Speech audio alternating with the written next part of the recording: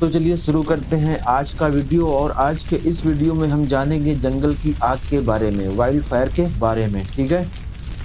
दक्षिण कैलिफोर्निया शहर जिसे लॉस एंजल्स, जो कि अमेरिका देश की फिल्म और टेलीविजन उद्योग का केंद्र है, जनवरी महीने में लगी जंगल की आग से जल रहा है। लॉस एंजलिस जिसे हॉलीवुड के केंद्र के रूप में भी जाना जाता है, जैसे भारत में मुंबई बॉलीवुड के नाम से जाना जाता है, बिल्कुल उसी प्रकार से अमेरिका में फिल्म इंडस्ट्री हॉलीवुड के नाम से जानी जाती है। यहाँ पर आपको प्रतिष्ठित हॉलीवुड साइन के पास पैरामाउंट पिक्चर्स, यूनिवर्सल जैसे स्टूडियो देखने को मिलते हैं, जिन्हें आपने हॉलीवुड मूवी की शुरुआत में जरूर देखा होगा। लेकिन यही लॉस एंजलिस आज जंगल की आग से जूझ रहा है। लॉस एंजलिस की आग अब एक वार्षिक या लगभग वार्षिक या सालाना पर्यावरणीय संकट बन चुका है। इस क्षेत्र में मौजूद जंगलों में साल दर साल लगने वाली आग लॉस एंजलिस तक पहुंच जाती है। इस क्षेत्र की पारिस्थितिक अर्थव्यवस्था और सार्वजनिक स्वास्थ्य पर महत्वपूर्ण प्रभाव डालती है। ये आग अक्सर कैलिफोर्निया के शुष्क मौसम के दौरान लगती है, जो लंबे समय तक सूखे, शुष्क वनस्पति, तेज सांता आना हवाओं और बढ़ते वैश्विक तापमान के संयोजन से भड़कती है। ठीक है। तो ये जो आग लगती है लॉस एंजलिस में, उसके मुख्य कारण क्या है? वहां की सूखी वनस्पति, सूखा मौसम और सांता आना हवाएं, और इसके साथ ही बढ़ता वैश्विक तापमान, इन सब के मिलने के कारण लॉस एंजलिस के जंगलों में आग भड़कती है। लेकिन आज के इस वीडियो में लॉस एंजलिस के जंगलों में लगी आग के बारे में आगे जानने उसके पहले हम जानते हैं कि क्या होती है जंगल की आग, इसके कितने प्रकार हैं, यह किन कारणों से लगती है, इसके प्रभाव क्या हैं और इसकी रोकथाम कैसे की जा सकती है। वीडियो के अंत में हम जानेंगे कि जंगल की आग लॉस एंजलिस शहर तक कैसे पहुंची और इस आग से अब तक कितना नुकसान हो चुका है और इसको रोकने के क्या प्रयास किए जा रहे हैं। तो बने रहिए इस वीडियो के अंत तक। तो सबसे पहले आइए जानते हैं कि क्या होती है जंगल की आग। तो जंगल की आग अनियोजित, अनियंत्रित और अप्रत्याशित आग है, जो जंगलों, घास के मैदानों और अन्य परिदृश्यों में जलती है। ठीक है। तो जंगल की आग क्या है? ये एक अनकंट्रोल्ड और अनएक्सपेक्टेड आग होती है, जो कि जंगलों और घास के मैदानों और अन्य परिदृश्यों में जलती है। और ये जो जंगल की आग होती है, ये ऐसा नहीं कि हर पारिस्थितिक तंत्र के लिए नुकसानदायक होती है। जंगल की आग कुछ पारिस्थितिक तंत्रों, इकोसिस्टम में एक प्राकृतिक घटना है और एक आवश्यक पारिस्थितिक प्रक्रिया भी है। जंगल की आग कुछ पारिस्थितिक तंत्रों, इकोसिस्टम में एक प्राकृतिक घटना और एक आवश्यक पारिस्थितिक प्रक्रिया होती है, जैसे कि प्रेयरी, सवाना और शंकुधारी वन से संबंधित पारिस्थितिक तंत्र। ये सारे क्षेत्र या पारिस्थितिक तंत्र जीवन शक्ति और नवीकरण के लिए आग के साथ विकसित हुए हैं। आग से प्रभावित वातावरण में कई पौधों की प्रजातियां अंकुरित होने, स्थापित होने या प्रजनन के लिए आग का उपयोग करती हैं। इस कारण जंगल की आग का दमन न केवल इस क्षेत्र की प्रजातियों को खतरे में डालता है, बल्कि उन जानवरों को भी खतरे में डालता है जो उन पर निर्भर हैं। तो इससे एक बात पता चलती है कि जो जंगल की आग होती है वो हर इकोसिस्टम के लिए नुकसानदायक नहीं होती है। ठीक है। कुछ इकोसिस्टम में ये आग जो होती है ये मददगार साबित होती है, जैसे कि प्रेयरी, सवाना और शंकुधारी वन से संबंधित इकोसिस्टम। लेकिन जब ये आग बढ़ी हुई आवृत्ति और तीव्रता के साथ घटित होती है, तो ये जीवन, संपत्ति और पर्यावरण को महत्वपूर्ण विनाश पहुंचाती है। तो इसका मतलब क्या हुआ कि जब ये आग बार बार लगने लगती है और तीव्रता के साथ लगती है, तो उससे क्या होता है? जीवन, संपत्ति और पर्यावरण को नुकसान पहुंचता है। तब ये जंगल की आग हानिकारक हो जाती है। अब अगर हमें जंगल की आग को समझना है, तो हमें उसके कारणों, प्रभावों और आग के प्रयासों को कम करने की रणनीतियों के बारे में जानना होगा। तो सबसे पहले जानते हैं जंगल की आग के प्रकार। ठीक है। Types of wild fire. तो मौजूद वनस्पति के आधार पर जंगल की आग को विशेष रूप से झाड़ियों की आग, ऑस्ट्रेलिया में रेगिस्तान की आग, घास की आग, पहाड़ी की आग, मैदानी आग के रूप में अलग अलग किया जा सकता है। ठीक है। आइए अब इसके बाद देखते हैं जंगल की आग लगने के कारण। ठीक है। जंगल की आग लगने के कारण।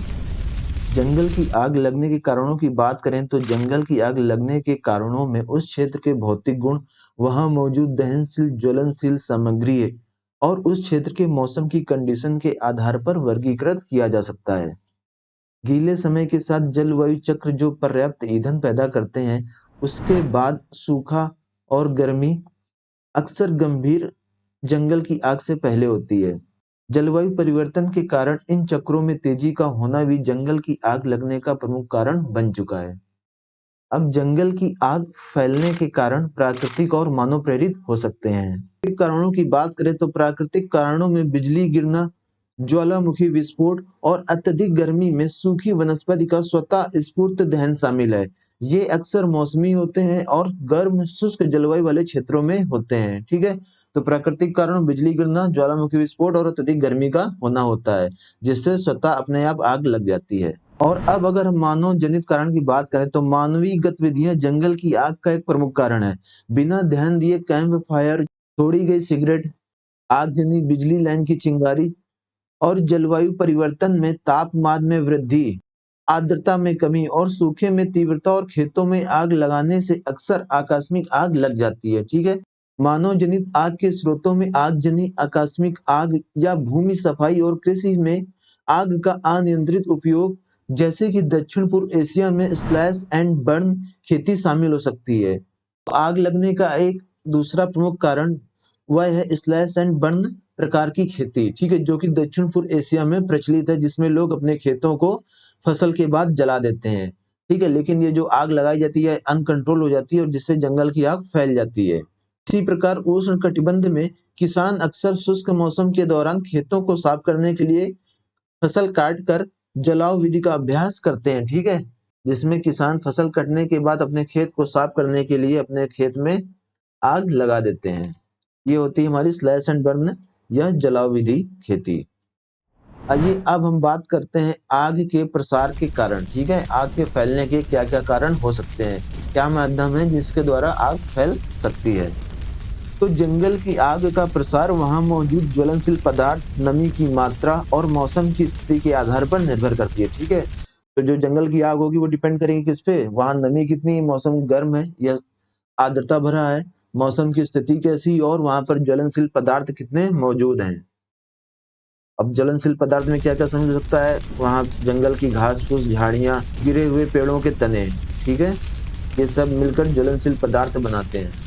आइए अब इसके बाद बात करते हैं आग के प्रकार और देखते हैं कितने प्रकार की आग होती है, खासकर जंगल की आग के परिप्रेक्ष्य में। ठीक है, अब अगर हम जंगल की आग के प्रकार की बात करें तो इसमें सबसे पहली प्रकार की आग होती है जमीनी आग या ग्राउंड फायर। ठीक है, इस प्रकार की आग में भूमिगत जड़ों, जंगल के फर्श पर मौजूद डफ और अन्य दबे हुए कार्बनिक पदार्थों से भड़कती है। जमीनी आग आमतौर पर सुलग कर जलती है और धीरे धीरे कई दिनों से लेकर महीनों तक जल सकती है। ठीक है, तो सबसे पहली होगी हमारी जमीनी या ग्राउंड फायर। इसके बाद जो दूसरी प्रकार की आग है वह है हमारी रेंगने या सतह पर लगने वाली आग, सरफेस फायर। ठीक है, इसमें क्या होता है, इसमें जंगल के फर्श पर निचले स्तर के वनस्पति पदार्थ जैसे पत्ती और लकड़ी के कूड़े, मलबे, घास और निचली झाड़ियों के कारण भड़कती है। ठीक है, इसके बाद जो अगली प्रकार की आग है वह है हमारी लैडर फायर। ठीक है, सीढ़ीदार आग। इस आग में क्या होता है, इसमें निचले स्तर की वनस्पतियों और पेड़ों की छतरियों के बीच सामग्री को जला देती है, जैसे छोटे पेड़, गिरे हुए लट्ठे और लताएं। तो जो लैडर फायर होती है इसमें जो ये जो आग लगती है कहाँ लगती है, निचले स्तर की वनस्पतियों और पेड़ों की छतरियों के बीच में जो उपलब्ध वनस्पति होती है उसमें लगती है। जैसे इस इमेज में से समझते हैं, ये हमारी हो गई निचले स्तर की वनस्पति। ठीक है, ये सारी की हमारी निचले स्तर की वनस्पति और ये हो गई हमारी पेड़ों की छतरियां। तो इनके बीच में जो लताएं हैं, ठीक है, छोटे पेड़ हैं, उन सब में क्या होती है, आग लगती है। ठीक है, इसके कारण इसको लैडर फायर बोला जाता है। अब अगर अगले प्रकार की आग की बात करें तो ये है मुकुट छत्र या हवाई आग फायर। ठीक है, इस आग में क्या होता है, इसमें छत्र स्तर पर निलंबित सामग्री को जला देती है, जैसे ऊंचे पेड़, लताएं और काई। तो इसको इस फोटो की तरह समझते हैं, तो इसमें क्या होता है, जो छत्र स्तर पर यानी कि जो टॉप पर जो सामग्री होती है वो सारी सामग्री इस आग में जल जाती है। ठीक है, अब ये देखो पेड़ है, इन पेड़ों के टॉप में जो भी सामग्री जलने लायक चीजें होंगी वो सारी क्या होती हैं, इस आग में जलती हैं। ठीक है, जिनके कारण इसको मुकुट क्राउन फायर भी बोला जाता है। तो आई होप जंगल की आग के प्रकार समझ में आ गए होंगे। चलिए अब देखते हैं जंगल की आग का प्रभाव। ठीक है, इम्पैक्ट ऑफ वाइल्ड फायर। तो जो जंगल की आग होती है वो उस जंगल की आग के दूरगामी परिणाम होते हैं जो पर्यावरण, अर्थव्यवस्था और मानव स्वास्थ्य को प्रभावित करता है। अब हम वन बाय वन देखते हैं पर्यावरण पर क्या प्रभाव पड़ता है, अर्थव्यवस्था पर क्या प्रभाव पड़ता है और मानव स्वास्थ्य पर क्या प्रभाव पड़ता है जंगल की आग का। अब अगर हम पर्यावरणीय प्रभाव पर बात करें जंगल की आग का, तो जंगल की आग वनस्पति को नष्ट कर देती है, जिससे मिट्टी का क्षरण होता है, जैव विविधता को नुकसान होता है और पारिस्थितिक तंत्र में बाधा उत्पन्न होती है।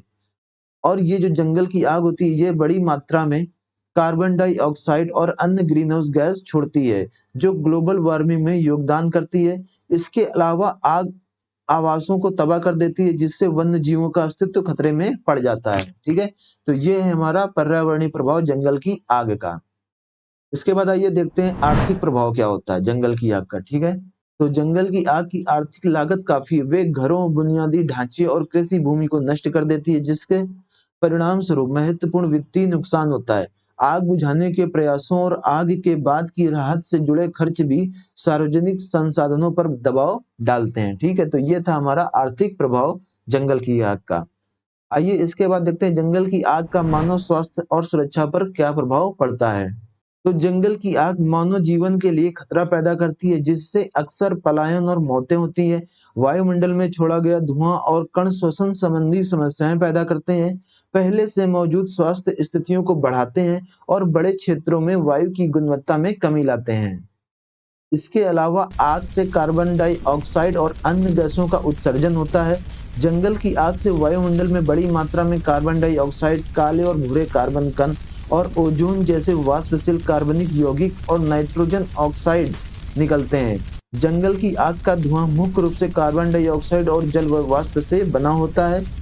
अब अगर कम सांद्रता में मौजूद अन्य सामान्य घटकों की बात करें, तो उसमें carbon monoxide, formaldehyde, acrolein, polyaromatic, hydrocarbon और बेंजीन शामिल होते हैं। ठीक है, इसके अलावा जंगल की आग के धुएं से हृदय और श्वसन संबंधी बीमारियां होती हैं। तो ये था जंगल की आग का मानव स्वास्थ्य पर प्रभाव। ठीक है, तो हमने अभी तक देख लिया कि जंगल की आग क्या होती है, इसके प्रकार क्या होते हैं और यह किन कारणों से लगती है।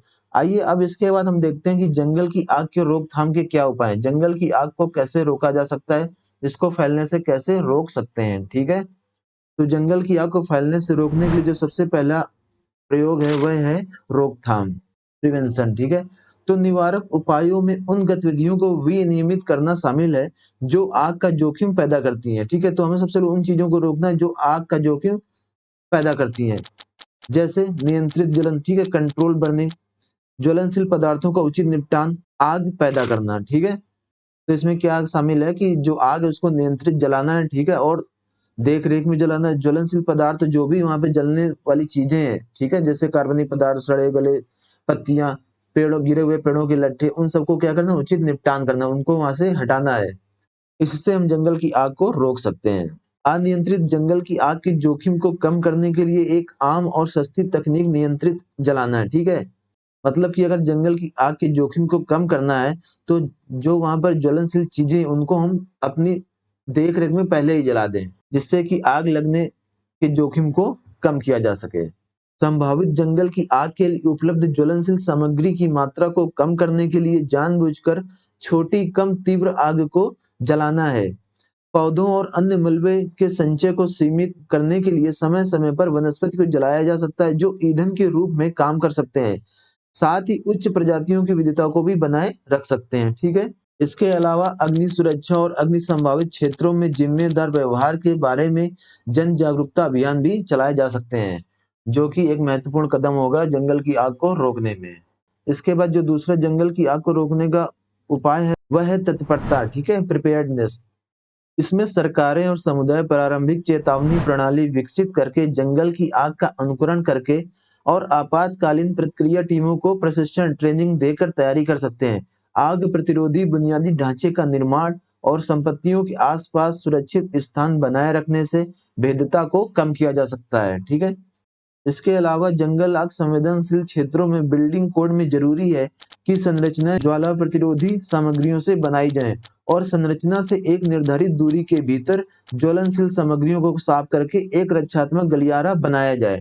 ठीक है, गलियारों को इस इमेज की तरह समझते हैं, लेकिन उससे पहले ये जान लेते हैं कि जो फिलीपींस है वहां पे वहां की जो समुदाय है वो जंगल और उनके गांव के बीच 5 से 10 मीटर चौड़ी आग की लाइनें बनाते हैं और गर्मी के महीनों या शुष्क मौसम के दौरान इन लाइनों में गश्त करते हैं ताकि आग को समय रहते देखा जा सके और कंट्रोल किया जा सके। ठीक है, इस फोटो में समझते हैं, जैसे मान लीजिए ये एक घर है, ठीक है, ये घर है और ये हमारा पूरा एरिया क्या है, जंगल का है। तो इस अपने घर और जंगल के बीच में एक गलियारा छोड़ देते हैं जो कि 5 से लेके 10 मीटर तक होता है और गर्मी के मौसम में क्या करते हैं, इसी गलियारे में चारों ओर गश्त करते हैं। ठीक है, देखते हैं कि जंगल की आग कहीं लगी तो नहीं है। ठीक है, तो इस तरह भी हम लोग जंगल की आग को फैलने से रोक सकते हैं।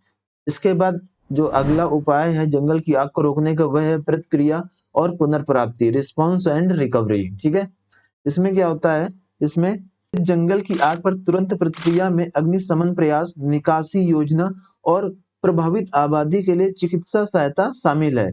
पुनर्प्राप्ति प्रयासों में पुनर्नवीकरण, मिट्टी स्थिरीकरण और प्रभावित समुदायों के लिए वित्तीय सहायता शामिल होती है। जंगल की आग को रोकने के उपायों में शामिल है लुकआउट टावर का उपयोग, उसके बाद है तकनीकी का उपयोग, विमानों, हेलीकॉप्टरों या यूवी के उपयोग के माध्यम से उपग्रह और हवाई निगरानी एक व्यापक दृश्य प्रदान कर सकती है और बहुत बड़े कम जोखिम वाले क्षेत्रों निगरानी के लिए पर्याप्त हो सकती है। ठीक है, तो तकनीक का भी उपयोग किया जा सकता है, सैटेलाइट का भी यूज किया जा सकता है। इसके बाद है अग्निरोधी का उपयोग। ठीक है, इसमें क्या होता है, इसमें दहन को रोककर जंगल की आग को कम करने का प्रयास किया जाता है। और अगर हम बात करें अग्निरोधी या फायर रिटार्डेंट के बारे में, तो इसमें से कुछ फायर रिटार्डेंट है अमोनिया फास्फेट और अमोनिया सल्फेट के जलीय घोल।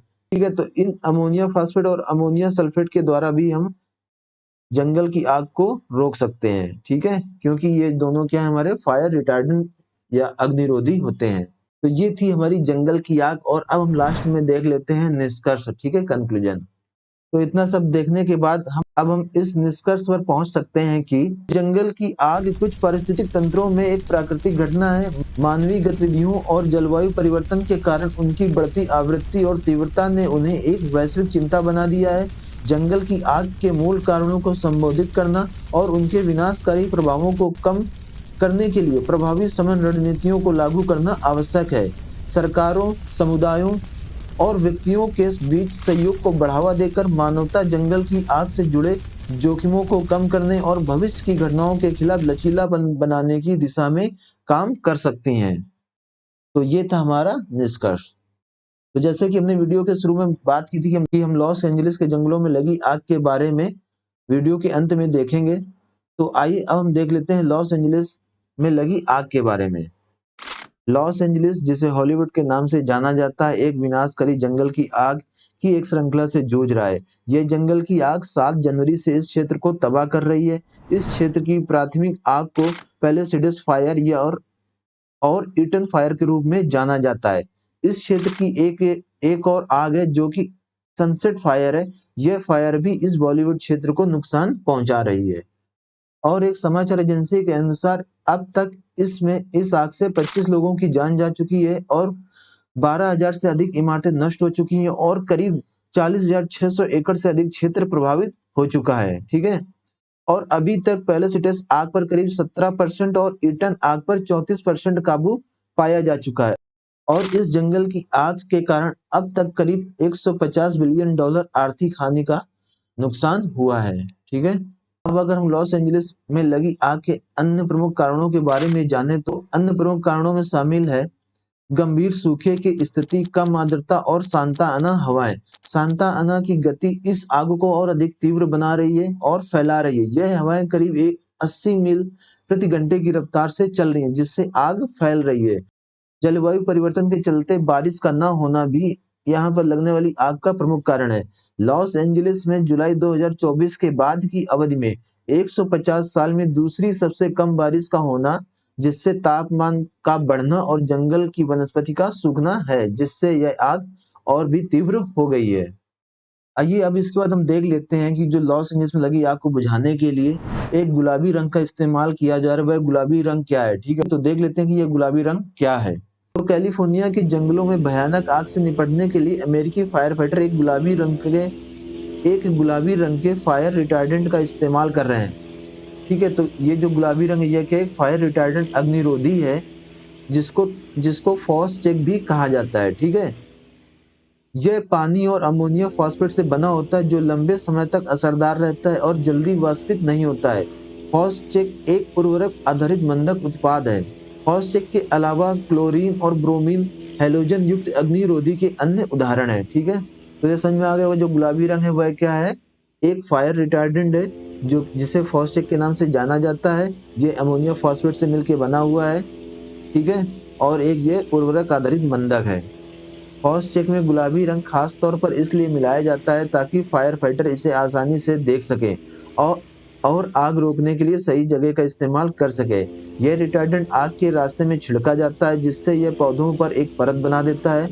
यह परत ऑक्सीजन की सप्लाई रोककर आग को फैलने से धीमा कर देती है, जिससे जीवन और संपत्ति की रक्षा होती है। ठीक है, तो समझ में आ गया होगा गुलाबी रंग क्या है, यह एक फायर रिटार्डेंट है। ठीक है, तो ये था हमारा आज का वीडियो, जिसमें हमने जंगल की आग, वाइल्ड फायर के बारे में देखा, उसके प्रभावों, उसके कारणों और उसके रोकथाम के उपायों की चर्चा की। मिलते हैं अगले किसी और वीडियो में, तब तक के लिए धन्यवाद।